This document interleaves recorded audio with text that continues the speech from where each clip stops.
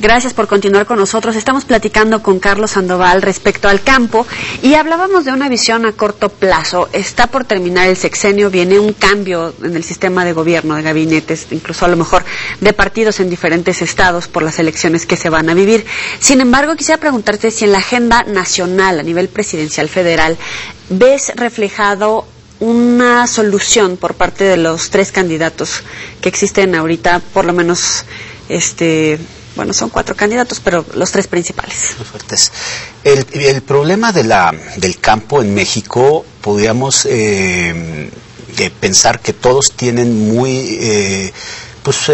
muchas ganas en llevar a cabo estos cambios, pero se necesita una bolsa de recursos que no hay manera de llegar a esa cantidad de dinero, aunque se buscaran digamos, que las políticas públicas estuvieran orientadas.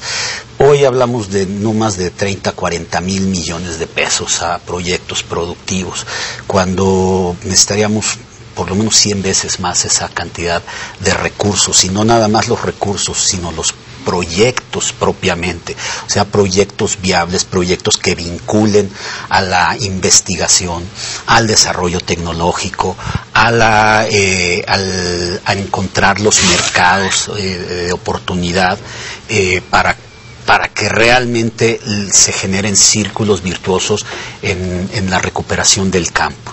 Cuando nos convertimos simplemente en maquiladores de granos, maquiladores de fibras, no se genera valor agregado. La transformación se lleva a cabo en otros países, se lleva a cabo bajo criterios muy controlados por las grandes corporaciones. Y entonces te hablo, por ejemplo, de un precio de un cacao que puede ser una materia prima y que le pueden pagar al productor no más allá de 10 pesos el kilo del cacao, cuando si hablamos ya de un proceso de transformación, de inversión al campo, pudiera por lo menos reflejar 8 o 10 veces este valor ya como materia prima de producto terminado para elaborar chocolate, sin llegar todavía al chocolate. Si llegamos al chocolate y algunos otros productos, bueno, estas 8 veces se volverían a multiplicar. Pero plantas de proceso tan elemental como puede ser un proceso de manteca y cocoa, en el caso específico del cacao, no lo hay, y son pequeños empresarios privados que sus beneficios son personales. O sea, no es criticarlos a ellos, es pensar cómo deben de trabajar los próximos candidatos para ver realmente la integración de las cadenas productivas. O sea, mientras no existe esa vinculación, investigación, productor, transformación, los recursos seguirán siendo insuficientes. La OCDE, el Fondo Monetario Internacional, de repente hacen llamados para evitar que haya tantos subsidios al campo. Los subsidios, por el hecho de cómo se gestan estos, carecen de una creación de riqueza hacia el campo. Los subsidios ayudan a mantener vivo al productor. A veces lo convierten en una persona conformista, y una persona que en lugar de pensar cómo le hace para producir más, está esperando el próximo subsidio, ¿no? O sea, ya una postura pues ya no, su esperanza está más en que pueda calificar a otros subsidios adicionales. Hay comunidades rurales donde llegan la gente del Estado, federal, estatal, local, y llegan y preguntan, pues, ¿de qué programa viene usted? ¿Del adulto mayor? ¿Del piso de cemento? ¿De la madre soltera? Y cambian de cachucha y reciben 6, 8 subsidios, que los hacen ya, pues con esto, pues la suficiencia de sobrevivir en su medio rural. No les interesa cambiar. ¿Por qué? Porque les genera les cubre esa necesidad, y en lugar de convertirlos en gentes productivas, realmente los convierten en consumidores de subsidios, ¿no? ¿Cuál es la parte de la culpabilidad de los campesinos, a lo mejor como gremio, no como cada uno de ellos, respecto a, por ejemplo, el uso de nuevas tecnologías, de nuevas técnicas de sembrado, etcétera? El agricultor requiere digamos, en el mismo libro que comentabas, el valor de la tierra rural bajo distintos escenarios, planteamos una serie de situaciones que le denominamos atributos ocultos que están ahí y que pueden, si se descubren, si se ponen a la luz, si se trabaja sobre ellos, la oportunidad de hacer un cambio. Y este cambio puede traer una revalorización del territorio. Hay situaciones de carácter social, vamos a decir, económicas, culturales, ambientales, políticas. Podemos hablar de situaciones muy claras culturales y sociales. La capacitación no está orientada realmente al productor. El beneficio, por ejemplo, ambiental que tiene la gran necesidad de este país, como la tierra entera, no está vinculada a un cuidado propiamente del productor. Él carece de la información necesaria para establecer un cuidado, un mantenimiento de largo plazo, y que entonces esto le genere, el hecho de cuidar su parcela, de mantenerla limpia, un tipo de beneficio. Ahí no hay apuesta por parte del Estado, y los pocos recursos que se utilizan en ese sentido pues son tan insuficientes como, te pongo un ejemplo, en Veracruz, en el centro de Veracruz. Hay programas que se han gastado cientos o miles de millones de pesos para darle a cada productor 400 pesos por hectárea por mantener su bosque. 400 pesos por hectárea, ¿para qué le sirven a una persona que tiene en promedio 10 hectáreas? O sea, no es ni la cuarta parte de un salario mínimo.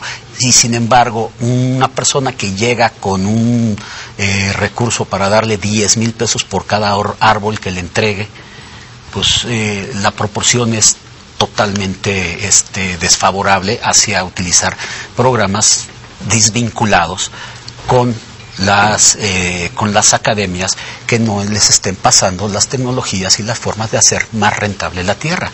Un proyecto que traemos nosotros allá en el trópico húmedo es un proyecto que le llamamos la agricultura por capas. Uh-huh. ¿Qué significa la agricultura por capas? A lo mejor un solo cultivo pudiera no ser suficiente para darle vida y darle oportunidad a las comunidades rurales de ser autosuficientes en materia de producción, de producir sus propios beneficios. Pero si en el mismo territorio se determina que se puede sembrar en el subsuelo, en el suelo, a nivel de 3 metros, a nivel de 10 metros, e inclusive traer bonos de carbono, que sería la atmósfera en sí, podremos hablar de producción de 5 o 6 capas por la misma unidad de superficie. Entonces se potencializa, yéndonos en el caso del cacao, de 300 kilos que hoy produce esta persona, que le dan con todos los subsidios, no más allá de 15,000 pesos al año. Nos podemos ir con un trabajo, claro, de largo plazo, obviamente, brincando los problemas sexenales, a beneficios directos al productor, demostrados arriba de 150,000 pesos, o sea, 10 veces más, y entonces ahora sí esa unidad de superficie es rentable para el señor, que se le lleva la capacitación, que se le lleva la tecnología, y que se le exige que entre en un esquema de respeto ambiental, en un esquema de integración social, donde la mujer, el discapacitado, el adulto mayor caben, porque están trabajando en su misma área de residencia. ¿De qué nivel de escolaridad estamos hablando promedio? Híjole, eso es un dato que posiblemente me falle, pero podemos hablar que en el medio rural pues es donde existe el mayor número de analfabetas. Es un problema serio en el tema de la tecnología, desconocimiento del uso de la computadora. Sin embargo... Si es que tienen luz y computadora. Claro, pensando que el territorio mexicano a nivel de energía eléctrica está casi cubierto, pensando en que hablamos de áreas que tienen cierto nivel de infraestructura, específicamente en el cacao, hay otras que probablemente no, pero específicamente en el cacao, y pensando que es gente que ha llevado al menos una educación básica, si no completa, al menos los 3 primeros años de la primaria, es gente que puede entrar en este nivel, o sea, vamos, no tiene que ser un nivel de alta escolaridad, y sí pueden caber gentes que hayan decidido o hayan tenido la oportunidad de estudiar más allá del nivel medio superior, una secundaria, una preparatoria, que se puedan integrar en la cadena productiva. ¿Por qué? Porque a la cadena productiva, que hablamos de la investigación y hablamos del trabajo en el campo, hay que vincularla a la siguiente etapa, que es la transformación. Y ahí entran los mismos hijos de los trabajadores que le hayan apostado a la educación, a tener en el mismo centro de desarrollo las oportunidades. Creo que por ahí debe de ir la apuesta hacia cualquiera de los tres candidatos que decida tomar las riendas de este país o pueda tomar las riendas de este país. Escuchamos que son jornadas extensas, sin embargo, no todos van a estas series de capacitación que se pueden ofrecer en algunos puntos, pero principalmente, ¿cuál es la razón?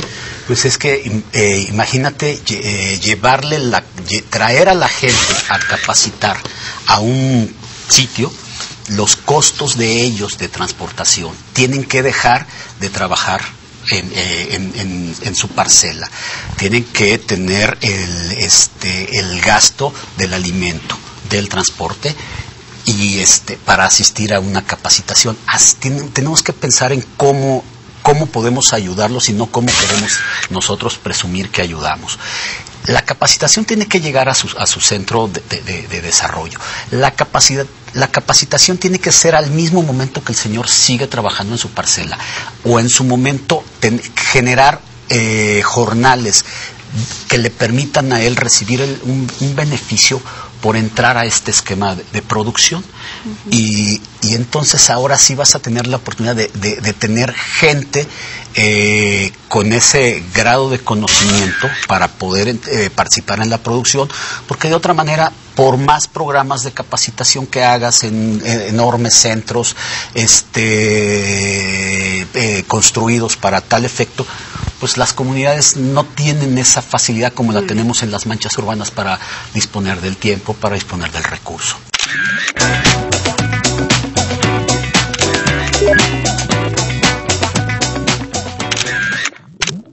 Y vámonos a la sección de los 7 pecados. Yo te voy a decir cada uno de ellos y tú los tienes que relacionar con el campo, con lo primero que se te venga a la mente. El primero es soberbia. Político. Ira. Lo que tienen acumulado las gentes en el campo de tantos años. Gula. Las grandes empresas que no son capaces de aportar a que todos crezcamos. Envidia. Desafortunadamente es una forma en la que nos han educado, nos han inculcado a los mexicanos. Lujuria. Cuando empezamos a tener, nos pasamos de la raya, ¿no? O sea, los productores que empezamos a tener esa oportunidad, de repente, pues la lujuria viene como una consecuencia que trae una situación de falta de previsión y gastamos lo que no tenemos. ¿Pereza? Un problema que también lo relaciono con el tema de la educación de los programas de las gentes que hoy nos gobiernan, que es más fácil resolver al corto plazo y dejar las cosas importantes. ¿Y avaricia? Avaricia, algo que ojalá no esté en la agenda de ninguno de los candidatos. Ojalá. Muchas gracias, Carlos Sandoval, ingeniero agrícola y especialista en evaluación rural, por acompañarnos y abrirnos los ojos un poquito más respecto a esta problemática en el campo. Estoy a sus órdenes. Muchas gracias por la oportunidad. Y gracias a ustedes por acompañarnos. Nos seguimos platicando en las redes sociales. Nos vemos la próxima. Pues,